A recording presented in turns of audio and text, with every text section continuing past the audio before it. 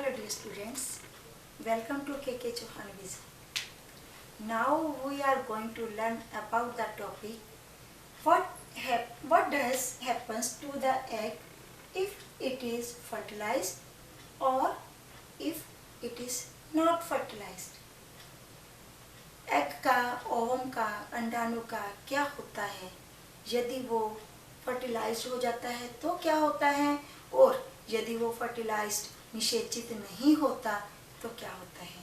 आइए पहले जानकारी प्राप्त करते हैं कि अगर वो निषेचित नहीं होता अंडाणु तो क्या होता है। What happens when egg is not fertilized? यदि अंडा फर्टिलाइज्ड नहीं होता, निषेचित नहीं होता तो क्या होता है। आइए, ये है अंडाणु, हमने अपने पिछले चैप्टर में पढ़ा हुआ है। अंडाणु ये मेल गैमीट है और ये है शुक्राणु। जब अंडाणु और शुक्राणु आपस में मिलते हैं तो उसे निषेचन कहते हैं। अंडाणु ओवरी के द्वारा बनाया जाता है और शुक्राणु जो है वो टेस्टिस के द्वारा बनाया जाता है। तो शुक्राणु जो है अंडाणु के साथ ओविडक्ट में मिलता है, ये हम अपनी पिछली वीडियोस में पढ़ चुके हैं। यदि अंडे का फर्टिलाइजेशन नहीं होता तो क्या होता है, क्योंकि जो ओवरीज हैं, नेक्स्ट टॉपिक में चलेंगे हम, जो ओवरीज हैं वो हर महीने एग बनाती है और वो ओवरी से एग चल के कहाँ पे आ जाता है, ओविडक्ट में आ जाता है। जब ओवरी एग बनाती है और ओविडक्ट में आता है उससे पहले ही जो यूट्रस है, हमने फीमेल रिप्रोडक्टिव ऑर्गन में पढ़ा हुआ है कि यूट्रस जो है वो फर्टिलाइज्ड एग को रिसीव करने के लिए अपने आप को प्रिपेयर करता है। मीन्स उसकी जो लाइनिंग है वो स्पंजी बननी शुरू हो जाती है, ब्लड वेसल्स होती हैं, और ताकि जो फर्टिलाइज्ड एग आएगा तो उसको नर्चर कर सके, वो उसको पोषण दे सके वो। तो यदि अंडे का शुक्राणु का के साथ मेल नहीं हुआ, निषेचन नहीं हुआ, तब वो जो यूट्रस है, अब उसकी जो थिक लाइनिंग है उसका कोई मीनिंग नहीं होता, तो वो अपने आप को अब खत्म करने की ओर चलती है। तो खत्म जो लाइनिंग है वो अब उसकी ज़रूरत नहीं है थिकनेस की, तो वो अपने आप को ख़त्म करेगी। ख़त्म करने के लिए वो क्या करती है, टूटनी शुरू हो जाती है और वेजाइना के थ्रू ब्लड और म्यूकस की फॉर्म में बाहर निकलती है। इसे हम मेंस्ट्रुएशन कहते हैं। ये रफली 3 से 5 दिन का साइकिल होता है। फिर नेक्स्ट जब ओवरी एग बनाएगी, फिर यूट्रस जो है अपने आप को प्रिपेयर करती है। अगर एग का फर्टिलाइजेशन हो गया तो ठीक है, अगर नहीं होता तो फिर यूट्रस की वॉल जो थिक बनी थी वो फिर टूटनी शुरू हो जाती है। आइए अब पढ़ते हैं, what happens when egg is fertilised. क्या होता है जब एग का निषेचन हो जाता है, अंडाणु निषेचित हो जाता है। जब अंडाणु का निषेचन हो जाता है तो वो जाइगोट बनता है। हमने पढ़ा हुआ है कि अंडाणु और शुक्राणु के मेल को निषेचन कहते हैं और निषेचन से जाइगोट बनता है।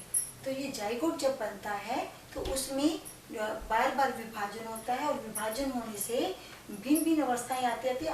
आखिर में हम क्या कहेंगे कि बेबी बनता है, भ्रूण बनता है, फिर बेबी बनता है और फिर बेबी का बर्थ होता है। तो एग अगर फर्टिलाइज्ड हो जाता है तो जो यूट्रस है वो पहले ही अपने आप को प्रिपेयर कर लेती है, क्योंकि हमें पता है ओवरी हर महीने एक एग बनाती है। जैसे ही एग बनता है तो यूट्रस भी एग के जो फर्टिलाइज्ड एग है उसे रिसीव करने के लिए, निषेचित अंडे को रिसीव करने के लिए, ग्रहण करने के लिए अपने आप को प्रिपेयर करती है। उसकी जो अंदर वाली लाइनिंग है वो मोटी और थिक होनी शुरू हो जाती है। नेक्स्ट टॉपिक की ओर दिखाएंगे हम पेज की ओर। तो फर्टिलाइजेशन क्या होता है, इसमें हम पहले तो ये फर्टिलाइजेशन के बारे में बता रहे हैं। जो जाइगोट बना फर्टिलाइजेशन से, उसमें फिर जो डिवीज़न होती है उसका विकास होता है, डेवलपमेंट होती है और फिर फीटस बनता है और फीटस से फिर जो बेबी है वो बनता है। क्योंकि बेबी की जो डेवलपमेंट है वो यूट्रस के अंदर हो रही है, तो यूट्रस की वॉल्स जो हैं अपने आप को पहले ही प्रिपेयर करके रखती हैं। जैसे ही एम्ब्रियो का विकास होता है यूट्रस की वॉल्स भी बड़ी जो होती है बड़ी होती जाती हैं और बेबी को, एम्ब्रियो को जो है नरिश करने के लिए, पोषित करने के लिए वो सप्लाई भी देती हैं भोजन की, ऑक्सीजन की। तो कैसे देती हैं, वो एक स्पेशल संरचना बनती है जिसे हम प्लेसेंटा कहते हैं।